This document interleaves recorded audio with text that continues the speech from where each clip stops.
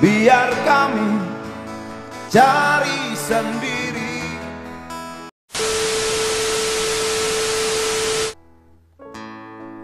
Assalamualaikum warahmatullahi wabarakatuh. Selamat datang kembali di channel kami.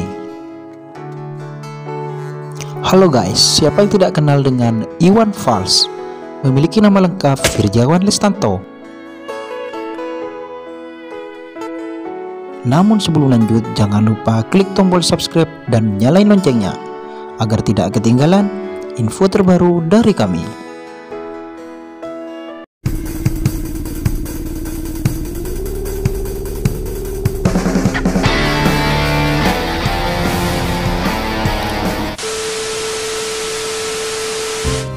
Iwan Fals berbekal pengalaman sebagai penulis dan pandai membuat syair, mengenal kepekaan lingkungan, sosial, moral, hingga politik, membuat namanya diakui sebagai legenda musik di tanah air.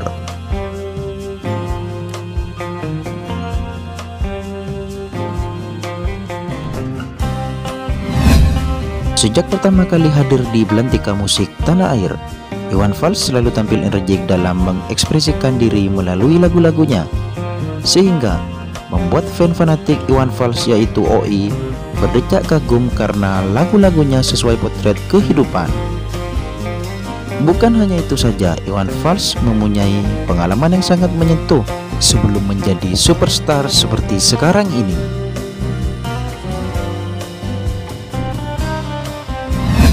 Masa-masa sulit yang ia jalani dahulu nampaknya jadi pelajaran yang bisa diambil oleh semua pelaku seni untuk terus berkarya.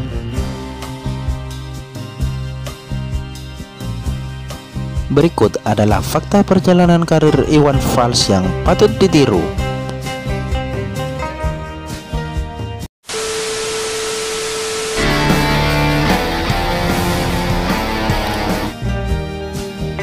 Kebiasaan manggung di tempat hajatan.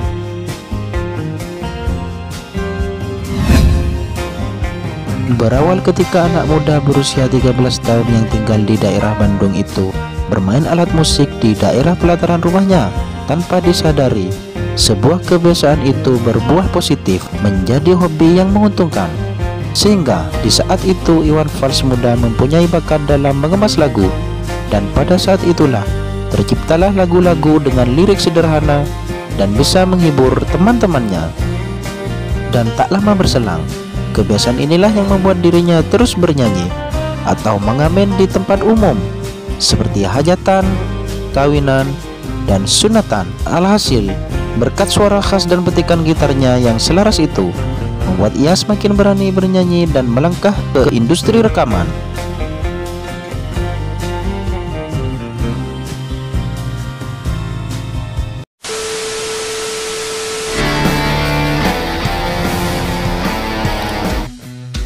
Menjual motor kesayangan untuk rekaman.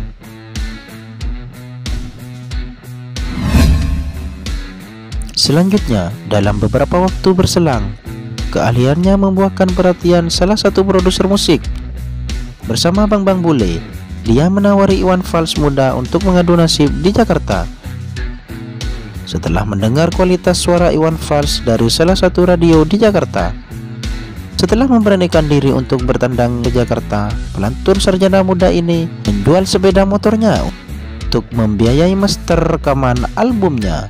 Dari sinilah karyanya dilirik oleh label rekaman pertama kalinya.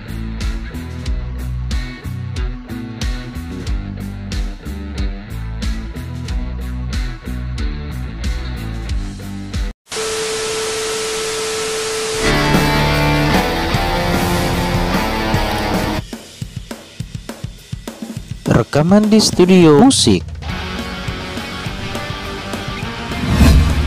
Musika Studio dengan bangga mengajak Iwan Fals merampukan album Sarjana Muda. Berbekal label ternama Willy Sumantri, membantu proyek albumnya yang cukup sukses dan banyak diminati oleh banyak penggemar, yang sekarang disebut OI. Terciptanya album Sarjana Muda membuat album rekaman miliknya itu sampai laris dengan waktu yang sangat singkat, yaitu dalam bentuk kaset. Kemudian, Banyak tawaran tampil dari panggung ke panggung yang menghubungi dirinya. Namun sangat disayangkan ketika Iwan Fals masih berprofesi sebagai pengamen. Banyak orang yang mengenal namanya, namun tak mengenal rupanya. Akhirnya Iwan Fals berhenti mengamen sejak lahir anak keduanya di tahun 1985.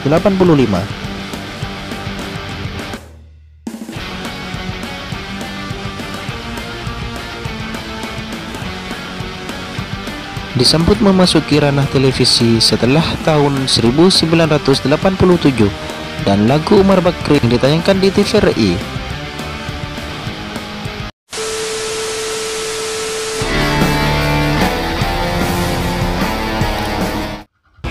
Mengikuti festival musik.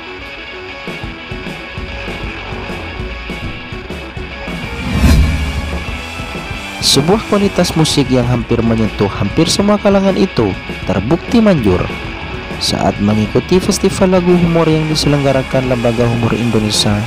Setelah sang almarhum Arwan Setiawan merekam lagu-lagu humor, Iwan Fals bersama Pepeng, Krisna, dan Nana Krip melanjutkan industri rekaman meski tak sesukses karya lainnya.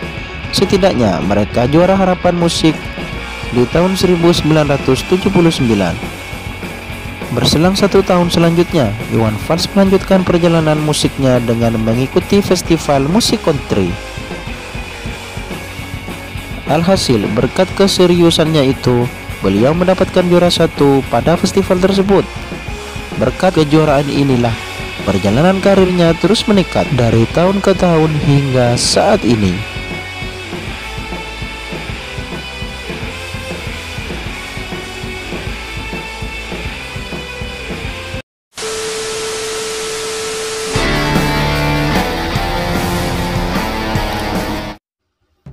Konser yang dilarang.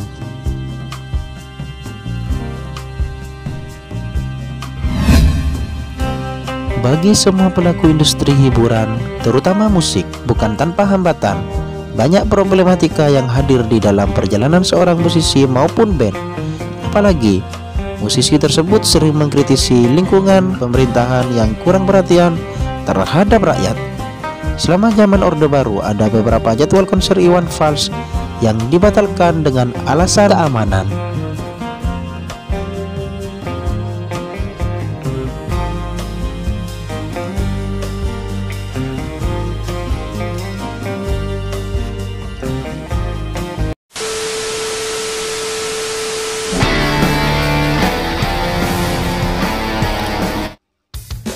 Menjadi bintang film Kuntata Takwa.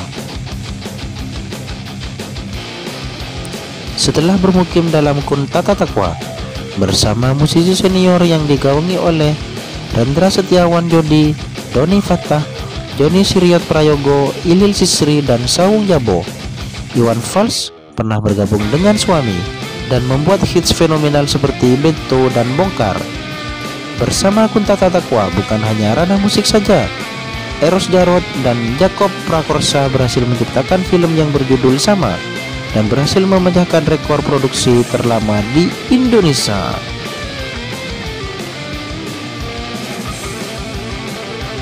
Di mana dalam kurun waktu selama 17 tahun, dari tahun 1991 sampai dengan 2008, film tersebut dibintangi oleh Iwan Fals dan teman-temannya.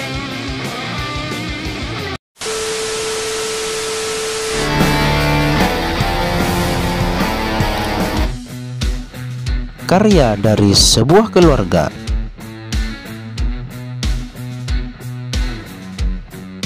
Dalam pernikahannya ada beberapa hikmah dari sebuah keluarga ini yang patut kita pelajari.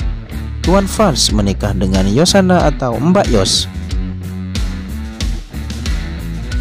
Dari pernikahannya tersebut dikaruniai 3 orang anak, yaitu Galang Rambu Anarki, Anissa Cikal Rambu Basai, dan Raya Rambu Rabani. Dari ketiga anaknya tersebut, sungguh terdengar nama yang unik, bukan? Namun, semua itu merupakan petunjuk ekspektasi bagi dirinya dan orang di sekitarnya. Membahas keterkaitan karya Iwan Fals dengan keluarga, pasti kalian sudah mengarah langsung kepada anaknya.